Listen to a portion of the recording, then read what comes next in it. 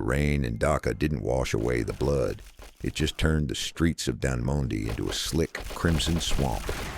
The ghouls, the term the media used before the news stations went dark, didn't hunt by sight. They hunted by the sound of a heartbeat. Mubarak pressed his back against the cold concrete of a stairwell, his breathing shallow. In his right hand, he gripped a heavy iron pipe salvaged from a construction site. In his left, a flickering flashlight. He wasn't a soldier. He was a man who had survived on nothing but instinct for the last 48 hours. 1. The breach. The heavy steel door at the base of the stairwell groaned. It wasn't the sound of a handle turning, but the wet, rhythmic thud of a skull being used as a battering ram. The zombies here weren't slow. They were frantic, driven by a localized parasite that kept their muscles in a state of permanent rigor mortis. 2. The first encounter. A pale, vein-choked hand forced its way through the gap in the door. Mubarak didn't hesitate. He swung the iron pipe in a vertical arc, feeling the vibrations travel up his arm. As it connected with bone, the creature didn't scream. It hissed, a sound like steam escaping a radiator. 3. The ascent he climbed. The rooftop was his only hope for a visual on the evacuation helicopters. Every floor he passed smelled of copper and rot.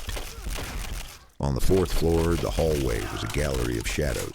6 of them stood there, hunched over something on the floor, their jaws moving in a sickening, wet synchronization. 4. The distraction Mubarak reached into his pocket and pulled out a glass marble. He flicked it toward the far end of the hallway. The clack, clack, clack of the glass against the tiles was like a dinner bell. The 6 creatures snapped their heads toward the sound and sprinted, claws skidding on the linoleum, leaving the path to the roof momentarily clear. 5. The narrow escape. As he reached the final flight of stairs, a shadow dropped from the ceiling. It was a leaper, a mutation with elongated limbs. It pinned Mubarak against the railing, its black, oily saliva dripping onto his collar.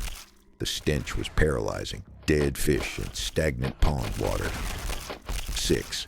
The counterattack Mubarak jammed his flashlight into the creature's open maw and triggered the strobe setting. The blinding, high-frequency flashes disoriented the beast's sensitive retinas. He used the opening to drive his knee into its chest and shove it over the railing. It fell 4 stories in silence. 7. The rooftop horizon. He burst through the roof door and slammed the bolt shut. The night air was thick with the smoke of a burning city. Below him, thousands of glowing eyes looked up from the streets, a sea of hunger waiting for a single misstep. 8. The choice. Across the gap of the next building, he saw a flickering signal fire. Other survivors, but between his roof and theirs, sat a narrow, rusted maintenance bridge guarded by a creature that was twice the size of a man. A tanker, bloated with gas and carrying a jagged piece of rebar. 9. The final stand Mubarak didn't have bullets, but he had a flare. He ignited it, the magnesium burning a brilliant, defiant red. He ran, the tanker swung the rebar, whistling through the air, but Mubarak slid low, the heat of the flare scorching the creature's legs. 10. The leap of faith. As the bridge began to buckle under the tanker's massive weight, Mubarak jumped. He caught the edge of the opposite parapet, his fingers straining against the rough brick. Behind him, the bridge collapsed, taking the monster down into the darkness. He hauled himself up, looking back at the ruins of the world and prepared for tomorrow.